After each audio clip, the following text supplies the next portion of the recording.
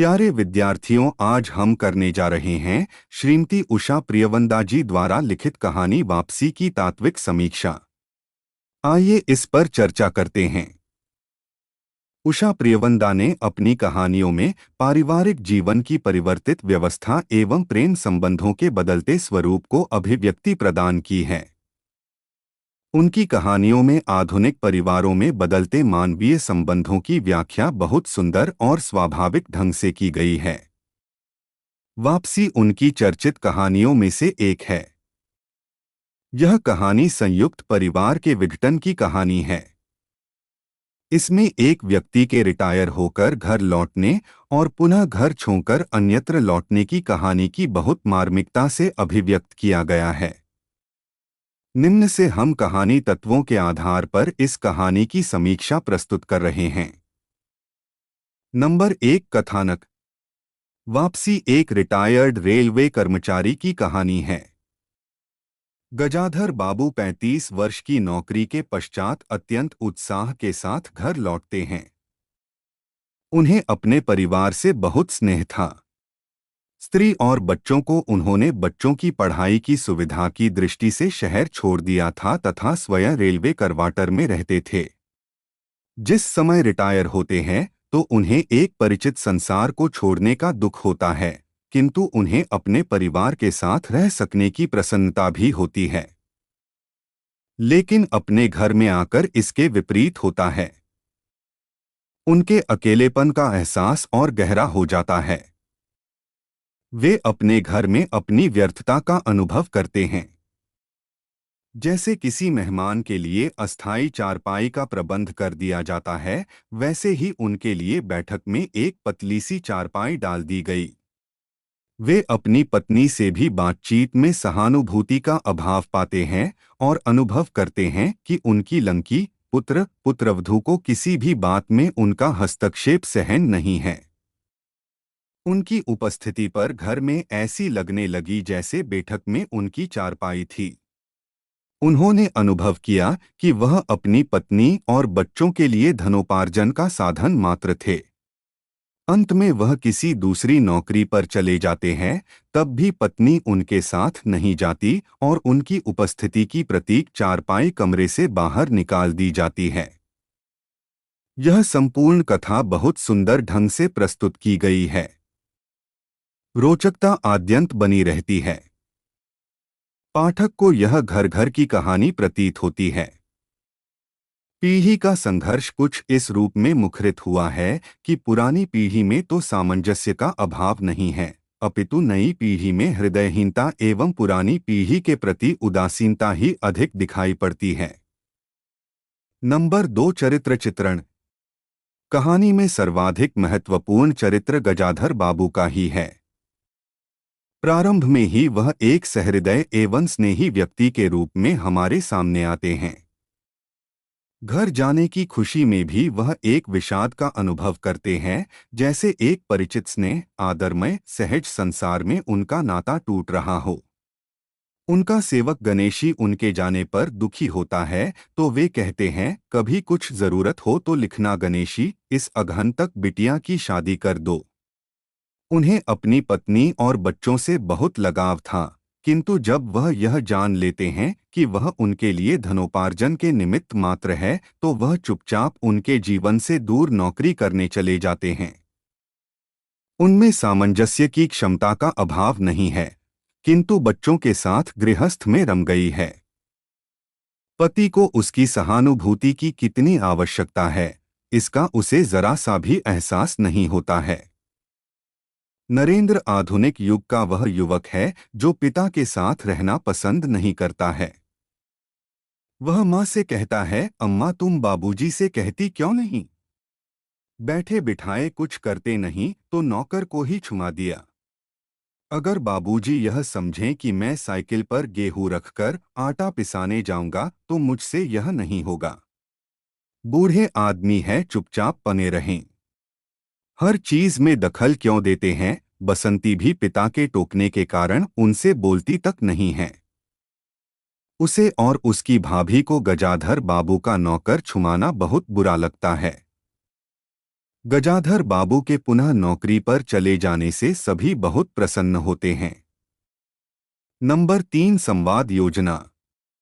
संवाद कहानी की नाटकीयता एवं सजीवता में वृद्धि करते हैं। प्रस्तुत कहानी के संवादों की भाषा सरल है। वे सहज स्वाभाविकता से पूर्ण है तथा कथानक को गति प्रदान करते हैं। पात्रों की मनस्थिति का परिचय देने में ये संवाद विशेष रूप से सहायक हुए हैं। संवाद का एक उदाहरण देखिए। नरेंद्र ने थाली सरकाकर कहा, मैं ऐसा खाना नहीं खा सकता। बसंती तुनक्कर बोली, तो न खाओ, कौन तुम्हारी खुशामद करता है। तुमसे खाना बनाने को कहा किसने था, नरेंद्र चिल्लाया। बाबूजी ने। बाबूजी को बैठे बैठे यही सूझता है। नंबर 4, भाषा शैली। वापसी कहानी की भाषा इसके कथ्य एवं चरित्रों के अनुकूल ही है। कहानी की भाषा दैनिक प्रयोग में आने वाली सरल भाषा है। उसमें समप्रेषणीयता एवं गति है। कहानी के मूल भाव स्वरूप घर में गजाधर की स्थिति को व्यक्त करने वाली भाषा का एक उदाहरण देखिए। किसी भी बात में हस्तक्षेप न करने के निश्चय के बाद भी उनका अस्तित्व उस वातावरण का एक भाग न बन सका। उनकी उपस्थिति उस घर में ऐसी असंगत लगने लगी जैसे सजी हुई बैठक में उनकी चारपाई थी। उनकी सारी खुशी एक उदासीनता में डूब गई। नंबर 5, वातावरण। उषा प्रियंवदा ने वापसी कहानी में विघटित होते हुए संयुक्त परिवार को सफलतापूर्वक उभारा है। संयुक्त परिवार का एक चित्र इन पंक्तियों में मिल जाएगा। अमर और उसकी बहू की शिकायतें बहुत थी। उनका कहना था कि गजाधर बाबू हमेशा बैठक में ही पड़े रहते हैं। कोई आने जाने वाला हो तो बैठाने की जगह नहीं। अमर को अब भी वह छोटा सा समझते थे और मौके बेमौक टोक देते थे। बहू को काम करना पड़ता था और सास जब तक फुहड़पन पर ताने देती रहती थी। नंबर 6, उद्देश्य। वापसी कहानी में विघटित होते हुए संयुक्त परिवार की झांकी प्रस्तुत की गई है। पीढ़ी संघर्ष एवं नवीन पीढ़ी की हृदयहीनता का चित्रण लेखिका ने सफलतापूर्वक किया है। गजाधर बाबू नई पीढ़ी व पुरानी पीढ़ी के संघर्ष के संदर्भ में विवशतापूर्ण अकेलापन चुनने के लिए बाध्य है। पुराने संस्कारों के कारण वह नए के साथ सामंजस्य नहीं कर पाए। यह दृष्टिकोण एकांगी होगा। नए के पास वह सहृदय ही नहीं है जो उन्हें सामंजस्य का अवसर भी प्रदान करता। इस प्रकार कहा जा सकता है कि वापसी कहानी कला की कसौटी पर खरी उतरती है। नंबर 7, शीर्षक की सार्थकता। कहानी का शीर्षक संक्षिप्त किंतु प्रभावशाली होना चाहिए। वस्तुतः कहानी का मूल भाव जब संक्षिप्त होते होते एक शब्द या शब्द समूह में परिवर्तित हो जाए तो वहीं उसका सार्थक शीर्षक होता है। आलोच्य कहानी का शीर्षक कहानी की प्रमुख घटना पर आधारित एवं कथा की मूल संवेदना को अभिव्यक्त करने में सफल है। गजाधर बाबू 35 वर्ष पश्चात रेलवे में नौकरी करके रिटायर होते हैं।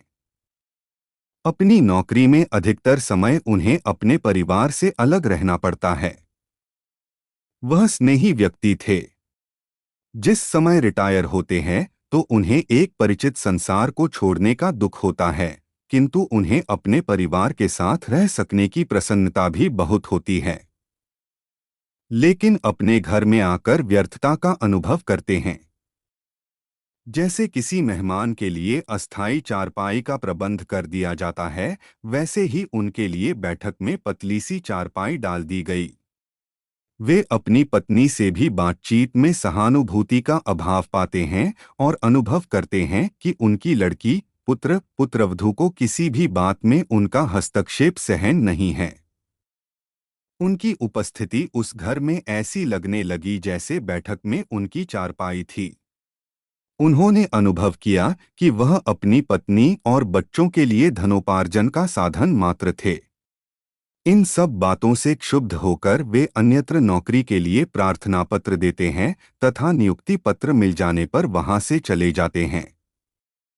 उनकी घर से वापस नौकरी पर लौटने की घटना ही इस कहानी का शीर्षक है। उनके जीवन की सारी कटुता, खिन्नता उनकी इस वापसी में समाहित हो जाती है। इस प्रकार का शीर्षक अत्यंत सार्थक सिद्ध होता है।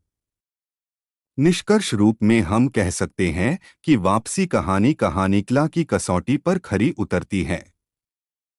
यह पारिवारिक विघटन को प्रस्तुत करने वाली कहानियों में महत्वपूर्ण स्थान रखती है। कथावस्तु, चरित्र, वातावरण, उद्देश्य आदि सभी दृष्टियों से यह एक विशिष्ट और प्रभावी कहानी है। धन्यवाद।